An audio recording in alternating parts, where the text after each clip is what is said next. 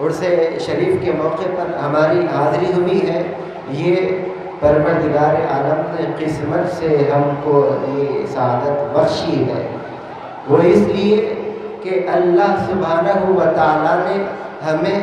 ایسے محبوبین کے قدموں سے جوڑ دیا ہے، رب العالمین نے ہمیں ایسے خدا ترس بندوں کی بارگاہ سے وابستہ کر دیا ہے جنہیں پروردگار عالم نے نہ صرف پسند فرمایا،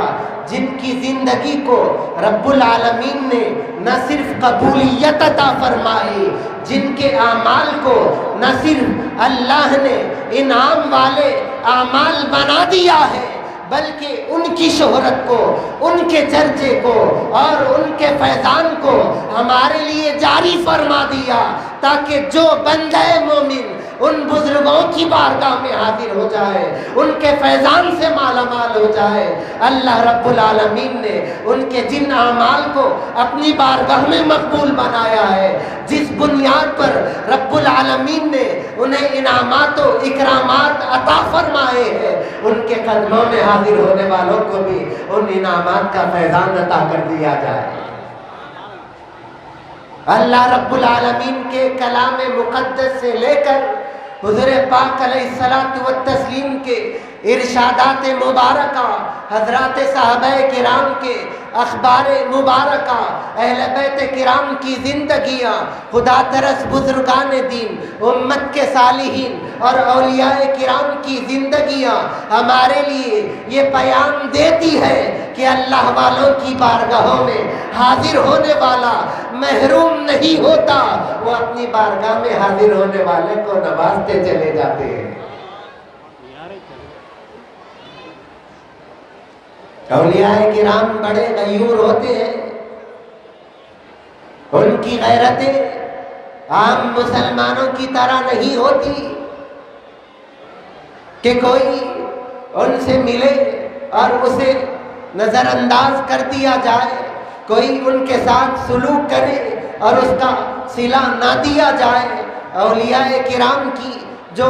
ذوات قدسیہ ہوا کرتی ہے، اپنی بارگاہ میں آنے والوں کو ضرور وہ نوازتی چلی جاتی ہے۔ سلام کی مثال دیتے ہوئے میں آپ کو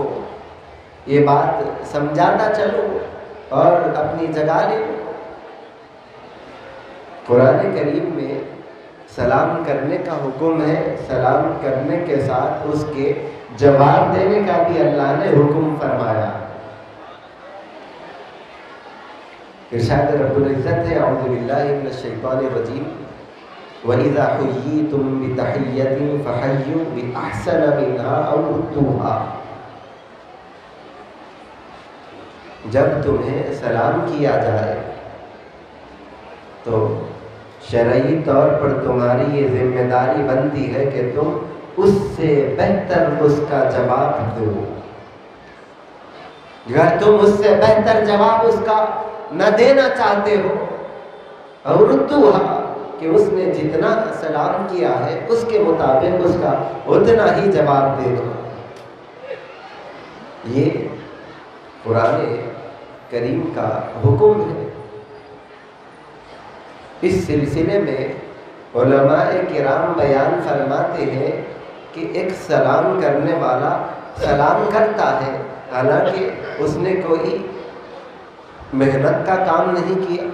اس نے کوئی مشقت کا کام نہیں کیا، اس نے کوئی اپنی دولت کے انفاق کا، مال کو خرچ کرنے کا کام نہیں کیا، بس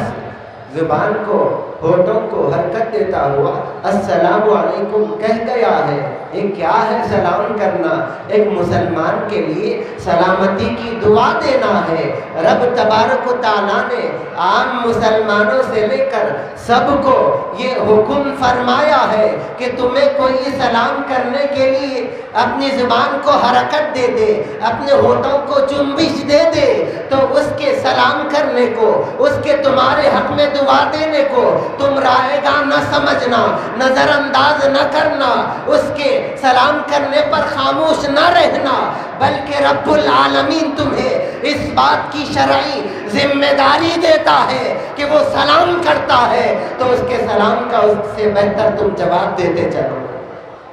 تو علماء بیان فرماتے ہیں کہ ایک سلام کرنے والا سلام کرتا ہے تو اس نے کوئی بڑا کام نہیں کیا ہے، لیکن اس نے دعا دے کر اپنے سامنے والے ایک مسلمان بھائی کو اس نے دعا دی ہے، اس پر سلوک کیا ہے، اس کے ساتھ محبتوں کا تبادلہ کیا ہے۔ تو جو کوئی اچھا سلوک کرتا ہے، قرآن کا حکم ہے کہ اس کا جواب دیا جائے، اس کے سلوک کا بدلہ دیا جائے، اس کے ساتھ اچھا برتاؤ کیا جائے۔ کچھ نہ کر سکو تو نہ کر سکو، اس نے تم پر جتنا احسان کیا ہے تم بھی اسی کے مقابل میں اتنا احسان کرتے چلے جاؤ۔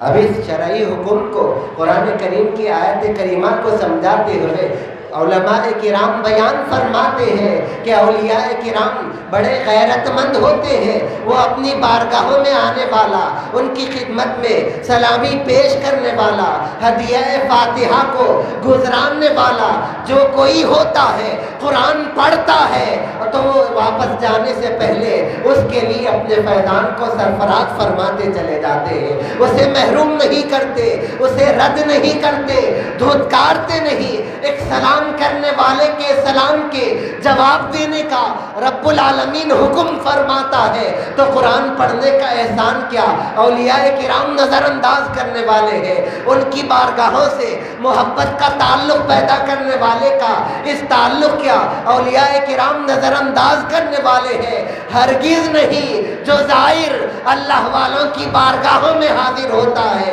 حاضر ہو کر کھیل کود تماشے نہیں کرتا، لہو و لعب کچھ نہیں کرتا، ذکر الہی کرتا رہتا ہے، حضور کی بارگاہ میں ہدیہ درود پیش کرتا رہتا ہے، قرآن پڑھتا ہے، اس قرآن کی تلاوت کا ثواب اس اللہ والے کو پہنچا دیتا ہے۔ اب ان بزرگوں کی بارگاہ میں جب ثواب ایصال کیا جاتا ہے، ادھر ان کی بارگاہوں تک ثواب پہنچتا ہے، پروردگار عالم ان کا فیضان اس ایصال ثواب کرنے والے کو سرفراز فرما دیتا۔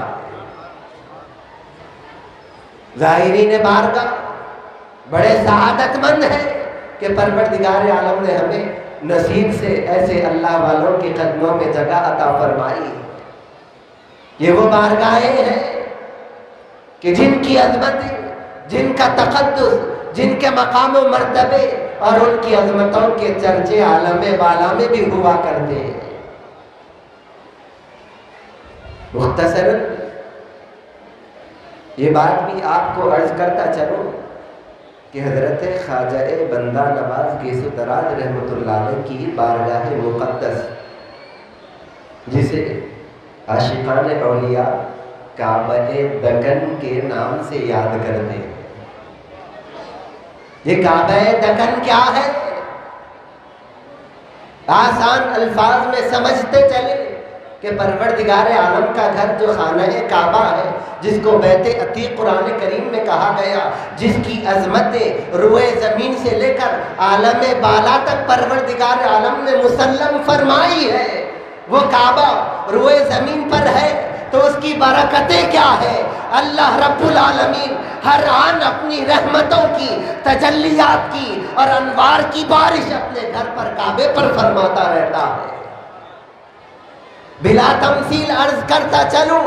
اللہ والوں کی بارگاہیں، ان کے مقامات، ان کے قبور، ان کے اجسام مبارکہ، ان کے چمکتے دل، وہ مبارک دل ہوا کرتے ہیں کہ پروردگار عالم ان کے دلوں پر بھی انہی انوار کو نازل فرماتا ہے، انہی تجلیات کو نازل فرماتا ہے، اپنی بارگاہ سے رحمتوں کی بارش کو نازل کرتا رہتا ہے۔ آسمانی دنیا پر ہم نظر اٹھاتے ہیں تو آسمان کے ستارے جھلملاتے نظر آتے ہیں، چاند کو دیکھ کر ہمارا دل ڈوبائے لگتا ہے، اور ہم تاروں کو دیکھتے ہیں تو اپنے آپ میں مطمئن اور مسحور ہوتے نظر آتے ہیں۔ لیکن مسلمانوں سنو، یہ چاند تاروں کو دیکھ کر ہم جس طرح مسرت کا اظہار کیا کرتے ہیں، آسمانی دنیا میں پروردگار عالم نے کچھ ایسے بھی مقامات بنایا ہے جو چاند تاروں کی طرح روئے زمین سے چمکتے رہتے ہیں۔ وہ چمکتے مقامات روئے زمین سے روشنی کو پھیلانے والے کون سے ہیں؟ سورہ واقعہ کی آیت مواقع نجوم کی تفسیر میں مفسرین کرام لکھتے ہیں کہ وہ مقامات اللہ کے گھر مساجد ہیں، جن میں سر فہرست خانہ کعبہ کعبۃ اللہ شریف ہے۔ وہ مقامات کون سے ہیں؟ وہ مقامات صحابہ کرام کی عظمت والی ذوات قدسیہ ہے۔ وہ چمکتے مقامات کون سے ہیں جو روئے زمین سے روشنی کو بکھیرا کرتے ہیں؟ اسی تفسیر میں آتا ہے، اسی آیت کی تفسیر میں بیان کیا جاتا ہے کہ وہ چمکتے دل کوئی اور نہیں بلکہ اللہ والوں کے دل ہوا کرتے ہیں۔ پروردگار عالم ان کے دلوں پر وہ روشنی، وہ چمک کو نازل کرتا ہے کہ آسمانی دنیا کے تارے بھی انہیں روشنی سے روشن کر دیا کرتے ہیں۔ وہ دل، وہ چمکتے دل پروردگار عالم کسی کو عطا فرماتا ہے تو اپنے کامل الایمان بندوں کے دلوں میں وہ روشنی عطا فرماتا ہے۔ حضرات گرامی، حضرت شاہ راجو علیہ الرحمت والرضوان کے 351ویں عرس مقدس کے موقع پر ہم یہاں جمع